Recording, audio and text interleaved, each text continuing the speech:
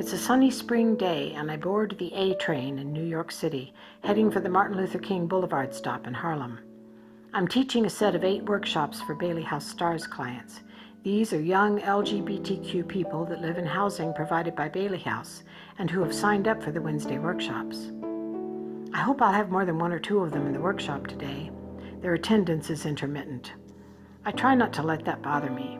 Their lives are difficult, their families are fractured, and though they assure me they're excited about my workshop, sometimes it's hard to tell. Last week at the workshop, I asked Arlette, "What does gas up mean?"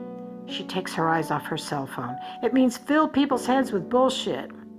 I had a vague idea that was it, but I like to be clear, so I've gotten in the habit of asking these young clients to clue me in to their jargon. Like thirsty, which means to crave attention. Damn, why he's so thirsty. He's always in my inbox trying to talk to me. Like, can't he see that I don't want him? I guess you could say that I'm thirsty and that I'm trying to get their attention, and it's a challenge. I was overly ambitious when I drew up my outline for this workshop. First session, we'd define the terms of digital storytelling. Second, we'd write stories. Third, we'd record them.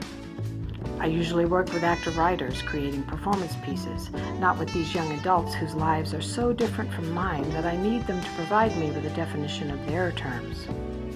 At first, I struggled even to remember names. With clients joining in or dropping out every week, it's difficult to keep names and faces straight. So on the 3rd week, I said, "Can I take your photo and get your email?" They were happy to oblige, but they rarely write back. They're not used to follow-through. So I extract as many promises as I can, and I don't get uptight when they show up and say, "I've been thinking about the project, but I didn't do it yet." The fact is that the product is less important than the process, and the process is rewarding to them, and to me, if I let go of the need for continuity or tangible results. I focus on the ones who keep coming, like Khalil, who promised he would bring a recording of his story today. We're going to go to a park and take video too. Khalil is thirsty, like me. He wants to be a producer. He has ambition. We talk a lot about identity. Identity is a major issue for all of my STARS clients. Their big questions are, who am I? Is there a place for me in the world? Bailey House has provided them a place to live, at least for a while, but where do they belong? These tough questions won't be answered in our 8-week workshop, or maybe ever. Have I truly answered that question for myself? My identity as a teacher is undergoing some modifications in these workshops. I had ambitious plans and had to sideline them while I learned how to communicate with my clients. Today I had a bad cold and wanted to cancel, but I had hopes that they would show up with some stories.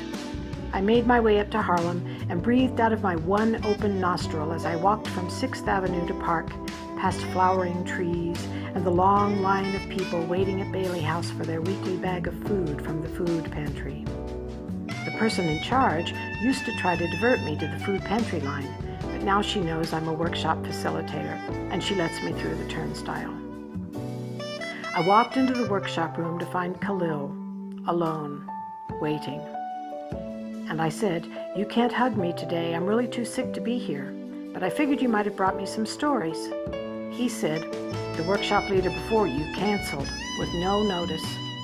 I said, "And you've just been here waiting?" He said, "I knew you'd come."